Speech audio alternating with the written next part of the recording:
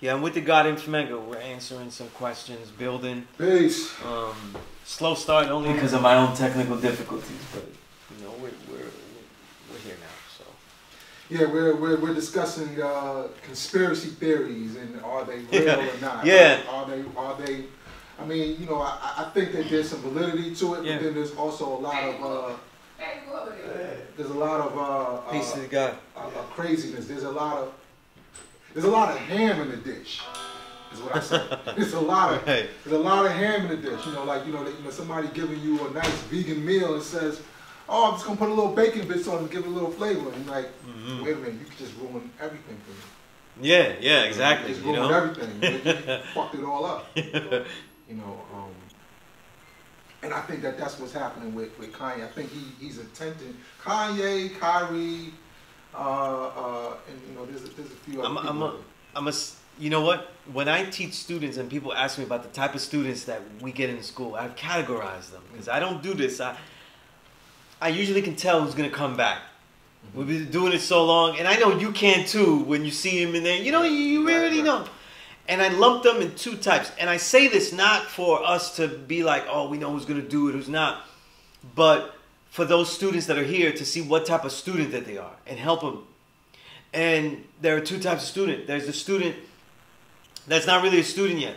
They're seeking salvation. And they've gone through every type of religious thing that they could find. Because remember, Mecca is the place for all religions. Everything that is pitched to the black man, the black woman, the black family is here on this strip. You know what I'm saying? It has been here. It has come here. Everything from Santeria, voodoo, everything is all here. It all collides here somewhere. The Wahabians, Israelites, everything. You know.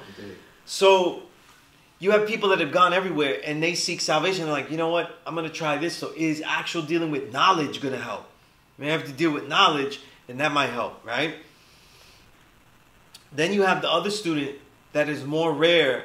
And they didn't go through all that, but they want to know everything. They want to know how, they're seeking knowledge. You know what I'm saying? These students might not go as long, and it's not because they're not good students. It's because it's like in the martial arts, though, the student that goes hard is the one that bows out first, you know? But it's most of the people that come to get knowledge, they're basically seeking salvation in a different way. And that's why it's the second degree in the 1 to 10 that relates to them, and not the first one. You know what I mean? Telling them who the devil is what relates to them, not who the original black man is. You know? And that's always something to think of. And that's why I try not to put so much grandeur in the conspiracy of the devil. Because, look, all business leads to conspiracy. That's what dealerships are. That's what, the monarchies and all these kingdoms and all, they're just different forms of conspiracy. So when people talk about the Jews, they have a particular culture that is also based on looking out for their own and being able to identify who they are. That's one thing that people don't get. They are able to identify who they are, and as we saw during the time, the Nazis, all that kind of stuff, and World War II, they are also able to hide their identity. And when we look through history, though, they were everywhere. During the Moorish empires, when they took over Spain, there are Jewish communities all through the underlying parts. So they're always on the outskirts. They always take what they can get. They always do what they can get. They keep the lifestyle consistent. Now, in this thing, the outskirts happen to be in that media, that realm. People forget. And people that say, no, that's not true. They see how big the media is today, but back then the media wasn't something you respected. You know, just like if we go to China, acting wasn't something you respected. And that's why the acting troops were able to hide the kung fu in there. You know what I mean? So when we look at different things, what we respect also says what a society deals with and what they also end up doing clandestinely, you know? People didn't really respect like all the arts, the comics, all those kind of things. And look, Jewish comics, though, they dominate. And not because it's, because they're going into that field and they're funny, right? So we see domination in the media.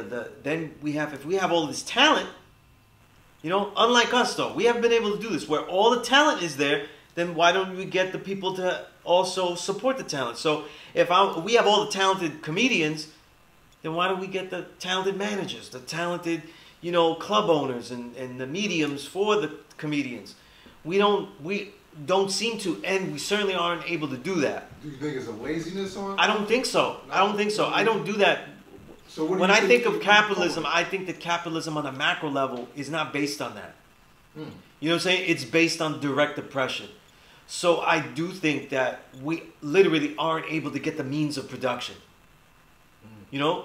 And when people say, like, anytime we are displayed as artists, there is always a conspiracy for us not to own that artistry.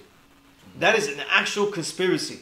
So when people say it's Jews made it up or they started it, though, they're engaging in the conspiracy that has already been laid out for all types of business with us.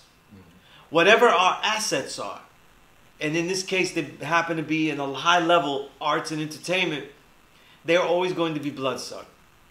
You know, just like, come on, look at sports. You know what I'm saying? Look at sports. Look at football. Look at basketball. The biggest sport is football, right? American football. This American football, it's even more intriguing because unless you're, for the average person, right? No matter what, the quarterback is the thing you know first. But everything else is kind of nameless and it's all black. You know, so it's always about controlling the artistry, the capital. So we have been allowed to dominate as capital. No matter how high, no matter how much money an athlete makes, he's still capital.